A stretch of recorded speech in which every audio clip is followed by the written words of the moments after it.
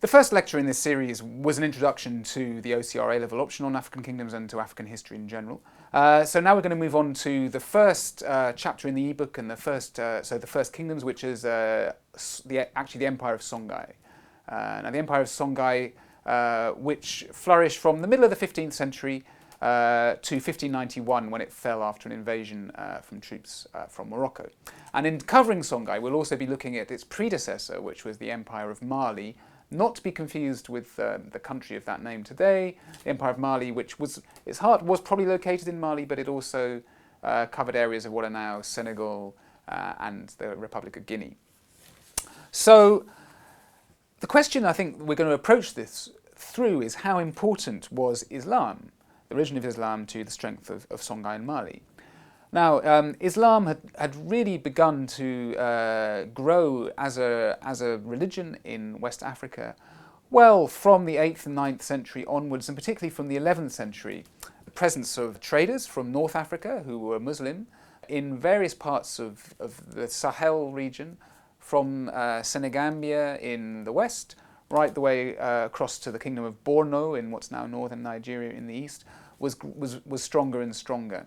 And it was said by the geographer al-Bahri in the 11th century, around about 1070, that it was impossible to rule in Gao, which became the capital of Songhai later, if you were not a Muslim. So among the ruling class, the elite class of what became Songhai, already by around about 1100 AD, Islam was important. Now, the first large empire to grow as a result of some of these processes in this region was, in fact, Mali. Mali grew and was established in the 13th century. Its first emperor was Sundiata Keita, who's thought to have become emperor round about 1235 AD. There had been a tradition of this kind of large imperial state related to the trade with the Muslim world from earlier. Also in the west of the Sahel region, in what is now Mauritania, you had the Empire of Ghana, where there was separate dwellings for Muslim traders and for people practicing African religions there in the 11th century. So you already had this strong connection between trade and the Muslim religion, because of course the traders came on the caravans across the Sahara Desert. Some of those caravans were very large indeed. And they brought with them goods which kings in West Africa wanted. Horses, for example. They brought paper, which was very important, and they brought all different types of luxury items as well for consumption in West Africa. Of course, West African products were also extremely important. Gold, in particular. This trade was particularly based around the gold trade. West Africa was the largest source of gold in North Africa and in Europe in this period. And so in the 13th and 14th centuries, this is how Mali, the Empire of Mali, became more and more powerful. Now the relationship to Islam becomes particularly clear in the 14th century. So in the 14th century you have the pilgrimage of the Emperor of Mali, Mansa Musa, who in the 1320s embarked on a pilgrimage to Mecca and is said to have brought so much gold that he caused rampant inflation in Cairo as he passed through. And from that point on, the fame of Mali grew, and also the number of traders, and beyond the number of traders, also the number of scholars visiting. There also was a very important exchange, an intellectual exchange going on, beyond this commercial exchange, in which Islam was almost a kind of a trading religion and an elite religion. There was also a growing intellectual exchange. So you had scholars from, for example, the kingdom of Borno, working in Marrakesh in the 11th century. And you had an annual pilgrimage from Mali to Mecca.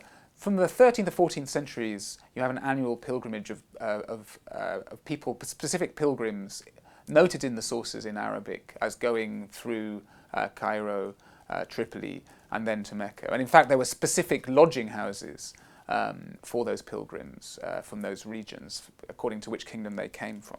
So it's clear that Islam was becoming a more and more powerful religion in Songhai and in Mali in this period. Now, there were different reasons for this.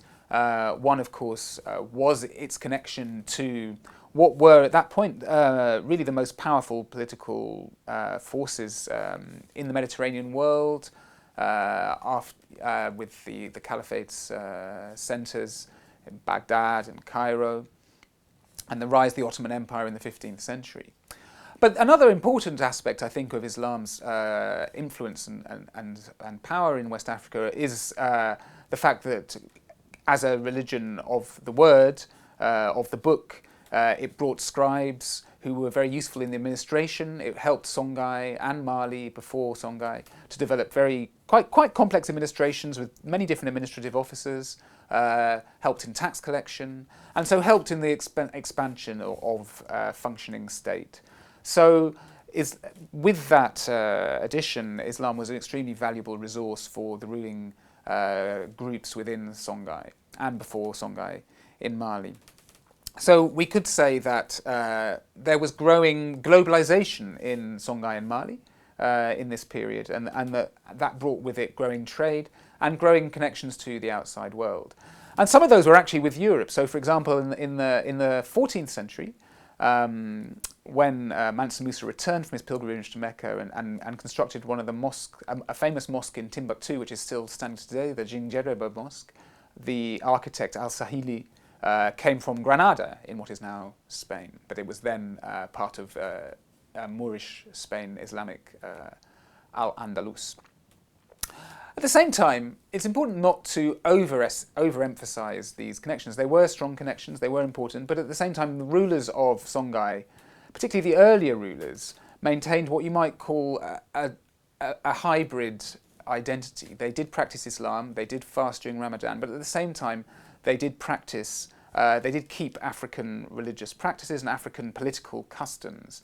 And you can see that through some of the writers in the 1500s, in the 16th century, before the fall of Songhai, who criticised vehemently the first powerful ruler of Songhai, Soni Ali, who ruled in the later 15th century, precisely because they said he wasn't a devout enough Muslim and that he did follow also African religions, and also criticising the ways in which men and women could mix freely in the urban spaces of Songhai. So clearly, although Islam was very powerful and influential, at the same time, many rulers, both of Mali and later, the earlier rulers of Songhai, did try to retain strong elements of the cultural traditions of West Africa that had helped them to come to power in the first place. This began to change in the 16th century when Soni Ali's successor, Askia Mohammed, really initiated a greater expansion of the Arabic literate class, particularly in Timbuktu, and the religious clerics became more important in the 16th century in Songhai, and particularly some of those texts which were written at that time criticised the earlier regime for not having been devout enough. So there clearly is a change in the 16th century, but at the same time not a sufficient change clearly to unite Songhai with the rest of the Ummah, the Islamic world, because of course in the 1590s what you have is then this attack from Morocco and the fall of Songhai to the Moroccan army of 1591. So to conclude, clearly Islam was a very important element, particularly for the ruling classes in Songhai, in terms of the emergence of trade routes, the administration of an expanding state. At the same time, among many people in those kingdoms, African religions were still practiced widely, and precisely because of their popular importance, many rulers of Songhai had to manifest and practice African religions alongside the Islamic faith.